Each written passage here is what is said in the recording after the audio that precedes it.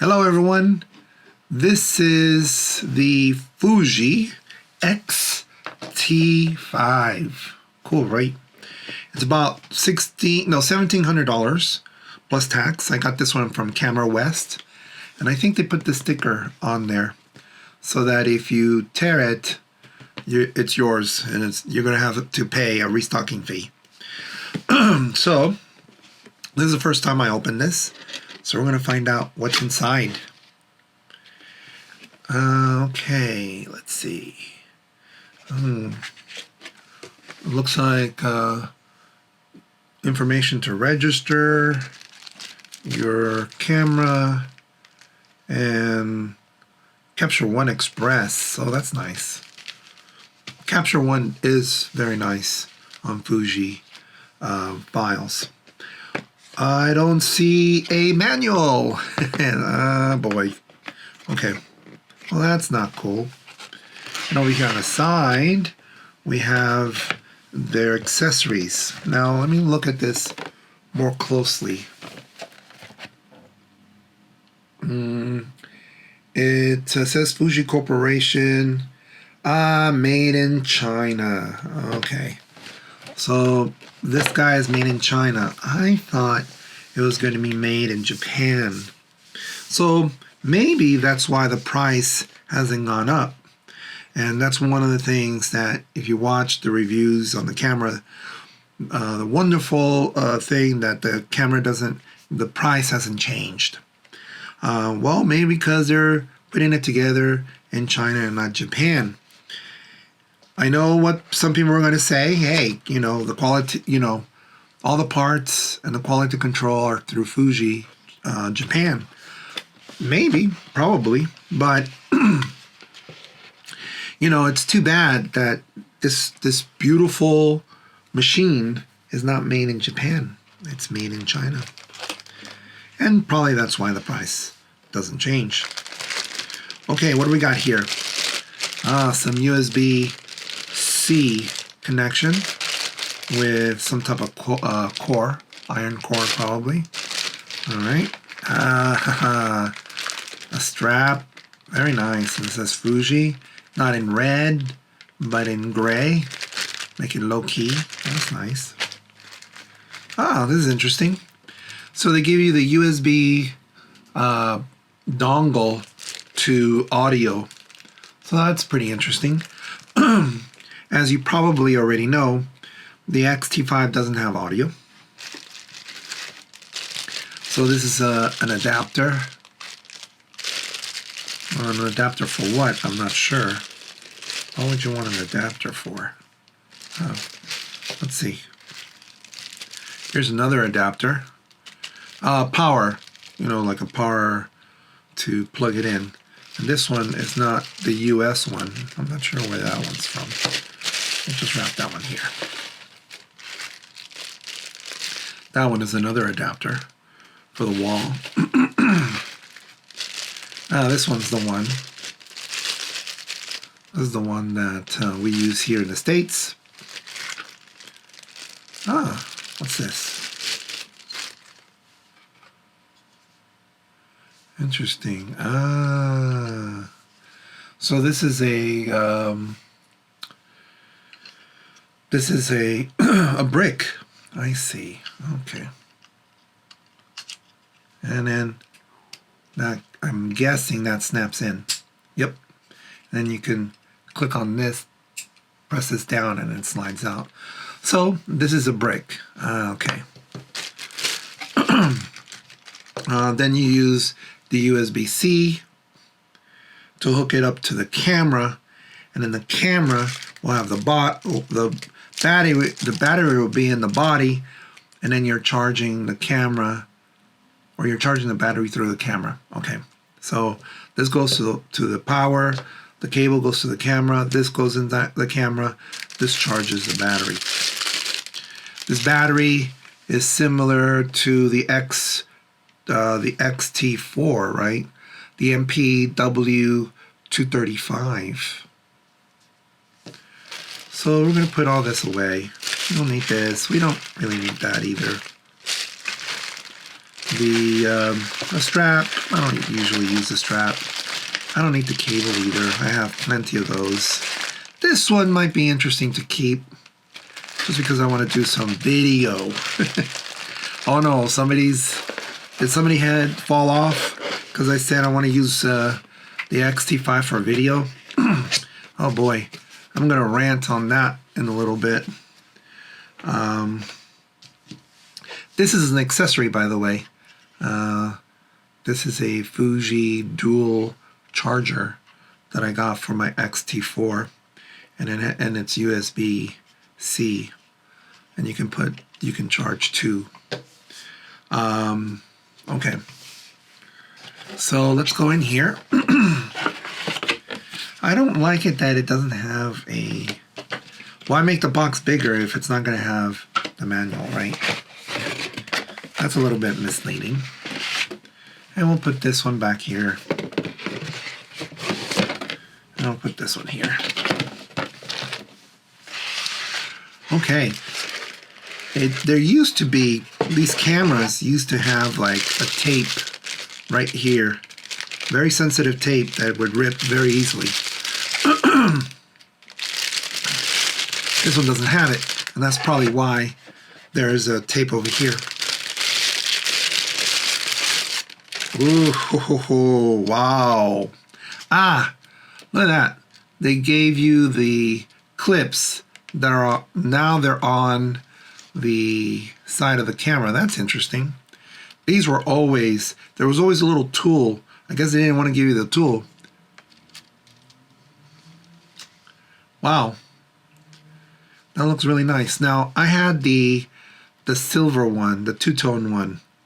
And I think, I'm trying to remember if my XT2 was black, all black. I missed the all black look. Wow, look at that. Really nice. Very nice, very nice. The grip, the grip is okay. Now, I got a shutter button right here. See that? A blue one. And that's a cool thing. It's threaded here. I'm going to put that here. I took that off from my X-T4. And now I'm going to put it here on this guy. The shutter button is really, really nice to have.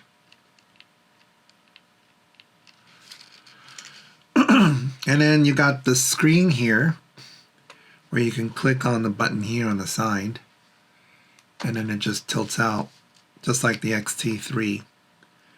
And then oh, and it says right there, look, made in China. Okay. And then you can push this out here from the side, I guess, and then you can tilt it. So I guess when you're like this, you can go like this. And so you can take a picture, quote unquote, from the hip. Oh boy. Okay. Well, that's cool. I prefer the flippy screen. And look, it took me 8 minutes to tell you. A lot of the videos that you watch for the X-T5, within the first minute, they talk about the flippy screen. Oh, I'm so glad it's not there. Actually, they don't say that. They'll say that other people they like the flippy screen. I like the flippy screen.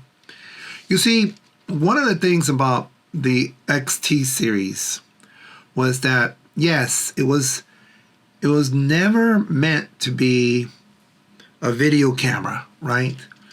But the camera, the true camera, Fuji camera, that is like more of a camera than a hybrid, is the X Pro series. And if you listen to the people who talk about the X-T5, they're like, oh no, this is the camera. Well, not really. My thinking is that this is more of a hybrid. And people, of course, love this camera. I love this camera. You know, my favorite version, I think, is the X-T2. It took very beautiful pictures. What was it, a 16 megapixel? They say that the lower the pixel count, the bigger the bucket, the more light can be taken in. But something about the rendering of the JPEGs of the X-T2 was really, really nice. I haven't taken pictures, of course. I've seen pictures online, but I haven't taken pictures yet, and I will. I'll share them after this, unboxing. Let's see.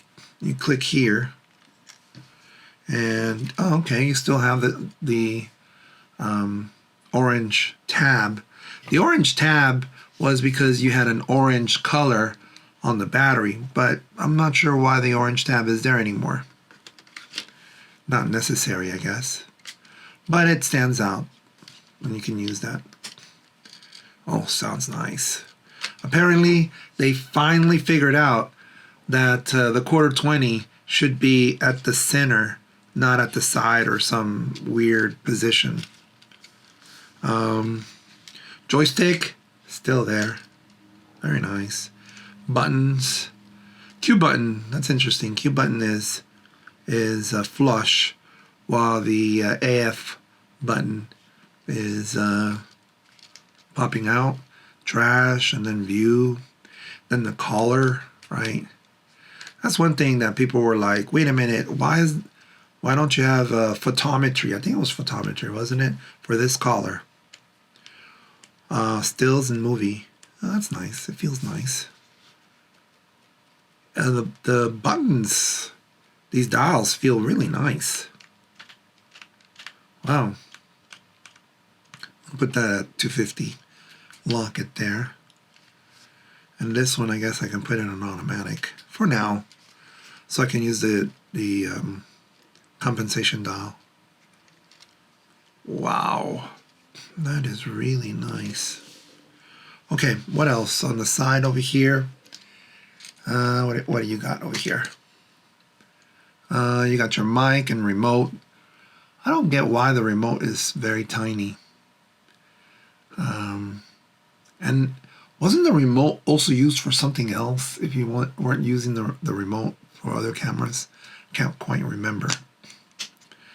I'm guessing that might be the speaker, because the microphone, I guess, is right here on the top, right? Is there 2 holes? Yeah, there's 2 holes. Maybe there's 2 mics.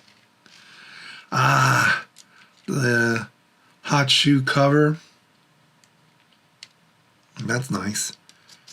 Doesn't look like it's going to slip out anytime soon. And let's look at the other hood here. USB-C, nice. And then the micro HDMI, where people are like, oh, it's too tiny, it's going to break. You know what? I've had this camera, all the versions, and I've never have broken my HDMI mini, whatever it is, mini connection. Knock on wood, of course. Here, let me knock on wood on that. But if you're careful, and you are, I know you can be super careful and still mess up. But I don't really mind it being small. Sure, I think what the real issue is, yes, it might not be very tight or very secure. You can always buy a bracket and then secure that. But I think people are more upset is that they have to convert the full HDMI connection into a much smaller one, or the special cable or something. I think that's what it really is. Let's put a lens on it. I want to put the 16 millimeter one first. One thing that you should be, well, let me close this. Let me look for my SD card.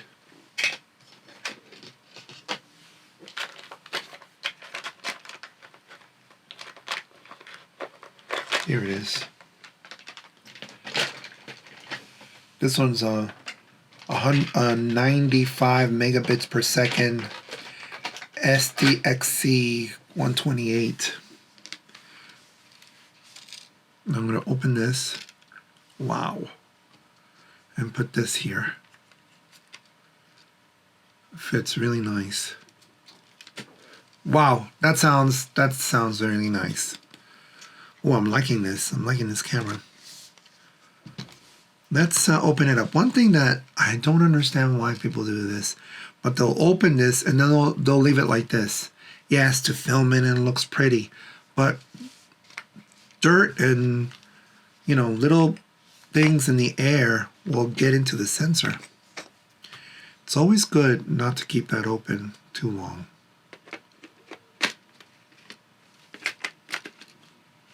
Wow. Okay.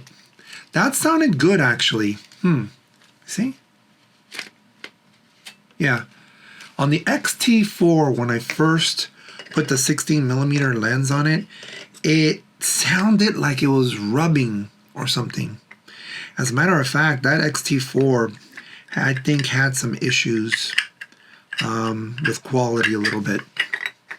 Let's not get into some of the details on that. I will eventually. Wow. Okay. That looks really nice. And then when I turn it on, it says English and all that, right? First page out of 5. Overall, this I'm really liking the black color. As you probably already know, the body is not that big, right? So having something like this, I can feel it. It's top heavy. And I do have a strap. I left that in the car. But I do have a strap that I'll use on this. Yeah, you can feel... I mean, I usually put my finger on the bottom here. And I'll put my 3 other fingers here. And my thumb back here. And then this. So I can hold. I usually don't like to put it like that, where my pinky goes here, because I feel like it might fall. So if I put my pinky in the bottom, I'm able to do that. But it does feel top heavy. This lens is magic. I'm telling you. It has a clutch for focusing. Over here in the front, single, continuous, and manual, right? I'll do single. Let's put the other lens on here. And this one's the 18-55, and I think it's variable, isn't it? Yeah, 2.8 to 4. It is variable. This kit lens is a very nice lens, lightweight. Does very good for videos. Oh, did I say the V word? I'm not supposed to, I guess. But that's okay. Let's put this. Look at that. It has a different look to it.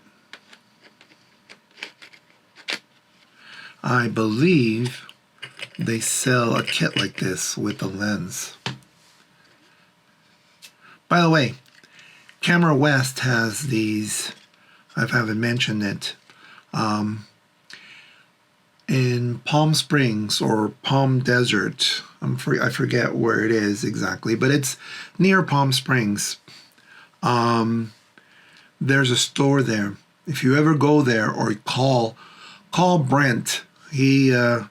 He's always available and very helpful. Guy is been in the business, I think, for more than 30 years probably. He used to work at a Ritz store. If you know what that is, you know that was a long time ago. This particular lens, right, the 18-55, it has iOS. So I gotta figure out if I should be using both. I can probably use both. And then you can go to fully automatic on the aperture here. I'll just leave it there. It does have this particular lens. I like it that on the 16, when I move the ring for the aperture, I know exactly where I'm at. See that? It says right there. This one is not like that. This one, I guess I can scroll, and wouldn't know where I am. Oh man. Now, holding this one feels a little more balanced. And one of the things about Fuji cameras that I'm sure you know already is that the body size is really small. It's a small sensor. Well, it's an APS-C sensor, smaller than full frame. And back in the day, when the first one came out, a lot of people were like, oh man, I hope they do full frame. Well, they never did. They went in another path. They made bigger sensors than full frame, the GFX system. And like I mentioned before, the X-T2 is my favorite so far. And that's because I think it just had that magical look. And using this lens, the 16, I remember taking pictures at night, and it just popped. At 40 megapixels, right, or approximately 40 megapixels, we'll see if this camera can do any night photography, how much noise there will be.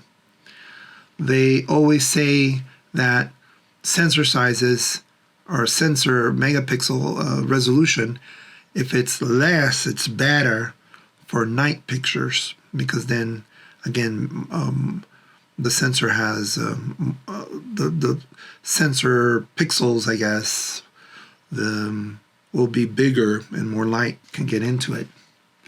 I don't know, but it sounds kind of logical to me. The X-T4 was somewhat of a disappointment. Not because it was a flippy screen, not because it had more video capabilities, but like all Fuji cameras, focus is just something that just doesn't seem to be a priority.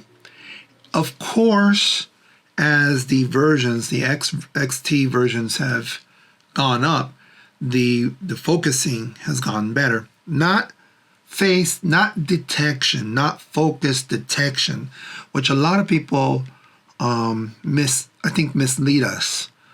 A lot of the times, like, oh look, it's detecting the face, it's detecting the subject. Yeah, all the Fuji cameras can detect the subject, but a lot of the times it just doesn't know how to like focus nicely and sharp and take the picture. Some people will say you got to make sure you program the camera to the situation that you're in. Well, maybe, but a lot of the times you just give up. There are so many options that you might forget, like, maybe this is not the right setting for this situation. And yes, you're supposed to get to know your camera very well. But unfortunately, a lens like this and a lens like this one is much older, and focusing tends to be a little bit more challenging for these older lenses compared to the newer ones. The newer lenses, when you put those, the camera does focus a little bit better. And I remember the X-T2 didn't focus very well. I mean, you would press the button, it would hunt, but eventually it would take the picture, and those pictures, when it did do it, were sharp and nice. The X-T3 was a little bit better in focusing. The X-T4 a little bit better than that. Face detection was okay. But again, I think the legacy lenses, they're not that great in terms of autofocusing, perhaps. Sure. I'm sure people are going to be like, no. The equivalent 35 millimeter lens does a great job. I've had all of the lenses, and I can say that the 16 is my favorite, which which is a 24 equivalent on a full frame. I've never liked the 35 equivalent, which is, I guess, a 24, right? A 24. I really don't really feel like the lens was that great. But this one I really like. Again, it's all preference, you know. So you can tell that let's take this lens cap off. There we go. You can see now it's a little bit different. Maybe less suspicious. Let's bring out the other bad boy over here. Let's see. Hold on here.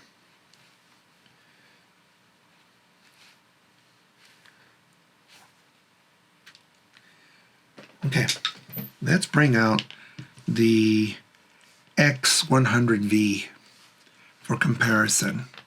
Ooh, look at that.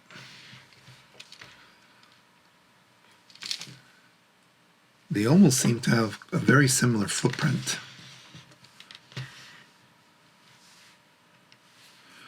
The design of this body is really nice. It has that Leica feeling to it. The X100V, you can't find this anywhere. As a matter of fact, used ones are going for almost $2,000 on eBay, which is incredibly expensive. This one has also this, you can tilt it over and such. This is a beautiful camera. It doesn't do very good in video. It does and it doesn't. Focusing is a little bit slow. It does have a new lens motor and such for the 5. Definitely is a much better camera. But, you know, this is more of a travel thing. You travel somewhere, you take some pictures, you should be happy with that. I prefer a, this one, it says a 24, right? 23, which is 35. It would be nice if it's a 16. It does have a flash and stuff. But you can see these buttons here are a little bit chunkier compared to this tiny exposure, you know, exposure compensation button. And it looks like the profile might be a little bit, yeah, these buttons are more out. And then you have the shutter button here. So you can see there's a difference. This one can probably fit in the pocket very easily, and it's ready to go. But this is not an X100V video. This is an X-T5 video. What else? Everything else is the same. I guess that's to illuminate that light. And here, this will screw out, and you can use it as a flash, for flash. Exactly what, I don't remember anymore. So overall, it's feeling really nice. I will report back. I'm going to do plenty of more videos on how this really works in the wild. In particular, I'm going to really focus on video because you know, I think people won't admit this, but people came to Fuji because they didn't want to work with something like, you know, the Canon 5D Mark III, which was bulky in the lenses and the body, and waiting for the Mark IV. Or, you know, they didn't want to use a Nikon D850 or a 730 or whatever they were, 800E or something, right? Again, bulky cameras with really poor video quality. On the other hand, I think people were using these cameras were also seeing that there were limitations. And as these camera bodies have changed over the years, probably a decade already, the technology has gotten better. The processors are better, right? Because it's really the computer that's in here that allows you to do, the focusing, the autofocusing. And I think people forget that this was really the flagship hybrid camera. Back in the day, they didn't call it hybrid. That word didn't exist, because now that cars are hybrid, so are cameras, right? But I feel like, people make this more of a stills camera than a video camera, which might be the case, but I think the video quality of this is pretty amazing with the right lens. But the autofocusing is just the previous XT series have not been fantastic. That's the truth. So now that we have a new processor and this particular lens is a little bit newer than others, I'm going to find out how well it focuses and then focus more on figuring out the menus and see how that works. So if you have any questions, put them in the comment section in the bottom. You'll see another video pretty soon. It's this channel, the name, I used to do these type of videos, but I do something else on that channel now. So, but I'm going to continue, doing small reviews and give you some pictures and video, in particular video, and see how this looks and test. I can't wait to use the 16 out in the street at night. All right. So if you have any questions, put it in the comment sections. Please subscribe. I have no subscribers at the moment. It'd be awesome. You can be, maybe I might have 5 or something. Okay. All right. I'll see you later. Bye-bye.